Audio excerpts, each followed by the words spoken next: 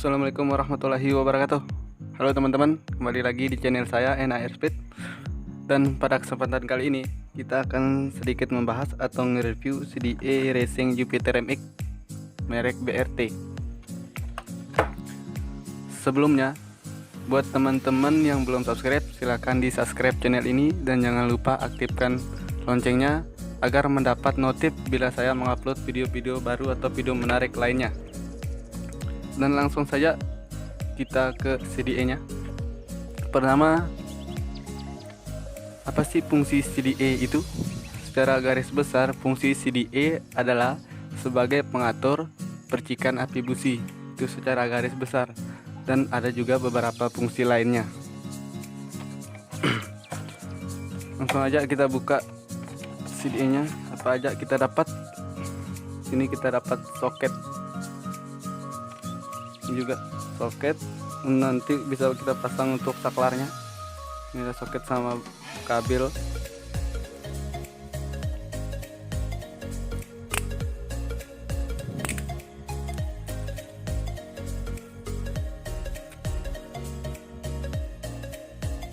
Yang panjangnya kira-kira 50 cm. Nanti bisa kita aplikasikan switch on off untuk mengaktifkan dual bandnya, karena CDA ini tipe dual band dan ada juga beberapa tipe lainnya.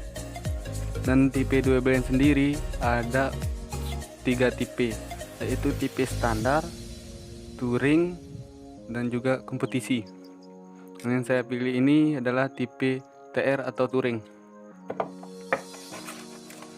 Mungkin itu aja. Dan ada beberapa brosur di sini.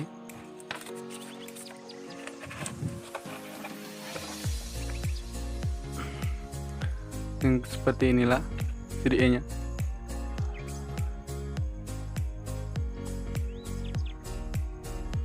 Digital CDA. Model Power Max Dual Band tipe Jupiter MX. Penggunaan tune up atau racing dual band. Apa sih tujuan pemakaian CDA racing? Yang pertama ya, kalau buat motor yang sudah bore up atau korek harian, itu untuk menghilangkan atau untuk memaksimalkan bore upan, kita harus menghilangkan yang namanya limiter atau batas RPM kalau di CDA standar. Di CDA standar Jupiter MX sendiri, kalau tidak salah batas RPM-nya itu sekitar 10 ribuan. Sedangkan di CDA Racing BRT ini, BRT mengklaim batas RPM-nya mencapai 20 ribuan RPM. Jauh sekali kan? Kan lucu, motor sudah bore up, tenaga besar, tapi masih dibatasi dengan yang namanya limiter. Padahal tenaga motor masih bisa teriak, tapi limiter sudah menahan tenaga. Ini solusinya teman-teman.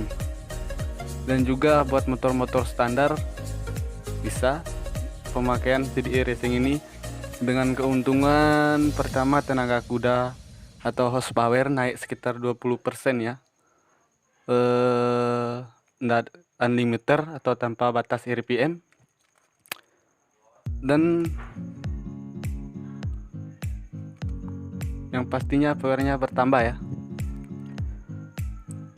Dan tips ini buat teman-teman yang ingin membeli CDA BRT, terutama yang tipe dual band ini. Ada 3 tipe, yaitu tipe ST atau standar, yang kedua tipe TR atau touring atau harian, yang ketiga tipe RK atau racing kompetisi. Buat teman-teman yang ingin beli CDA nya harus disesuaikan sama spek motornya. Contohnya tipe standar. Kalau buat motor teman-teman yang masih standar, blok standar, noken standar, klep standar, bisa memilih tipe ST biar tidak berlebihan, masih mengempunin. Dan buat teman-teman yang motornya sudah bore up harian atau sedikit korek harian, pilih yang tipe TR. Itu menurut saya rekomendasiin sih yang tipe TR, karena tipe TR ini bisa diaplikasikan atau bisa maksimal di noken as yang masih standar. Misal nih kita udah ganti blok aja tapi noken atau klep masih standar, bisa bagus saya rekomendasikan memakai tipe TR. Dan tipe RK sendiri kondisi mesin itu harus atau lebih maksimal pada tipe yang sudah boot up, dan noken pun harus yang sudah modifikasi. Itu baru tipe RK bisa maksimal diaplikasikan di motor. Dan sekedar saran buat teman-teman yang motornya hanya tune up harian atau boot up harian buat touring, saya saranin ambil atau beli yang tipe TR. Tipe TR ini sendiri saya udah pernah pakai dulu di Jupiter MX saya dan terbukti awet. Kenapa saya milih tipe TR? Karena motor saya masih saya pakai harian, sudah boot up, klep standar, noken as masih standar. Dan ada juga tips buat teman-teman supaya CDA-nya awet. Kalau CDA Jupiter MX ini menganut arus DC, yang artinya arus arah. Arus arah itu artinya arus yang masuk ke CDA harus DC, arus melalui aki prok atau arus dari tegangan aki langsung. Dan tips buat awet yang pertama itu aki harus tetap dipakai, harus tetap fungsi. Teman-teman usahain itu.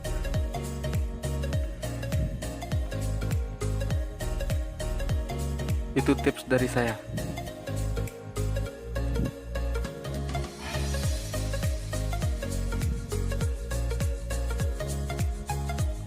Dan seperti inilah penampakannya.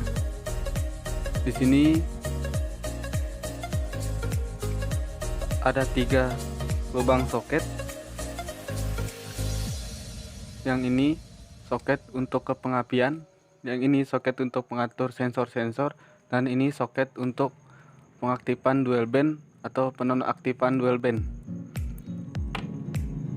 Dan di soket yang ini kita akan menyambung soket yang akan diberi switch nanti.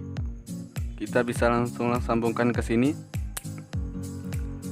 Dan apabila kita pengen mengaktifkan dual bandnya, kita bisa langsung menekan switch yang sudah kita pasang di sini. Dan ada juga yang ini buat teman-teman yang tidak mau pasang switch atau on off untuk pengaktifan dual bandnya, bisa langsung pakai soket yang ini. Dan yang ini otomatis dual bandnya akan selalu aktif dan selalu tersambung. Dan di sini ada peringatan yang bertuliskan jangan hubungkan soket dual band ini ke setrum aki. Jadi ini tidak boleh dialiri setrum, hanya boleh untuk switch on off atau pemasangan saklar.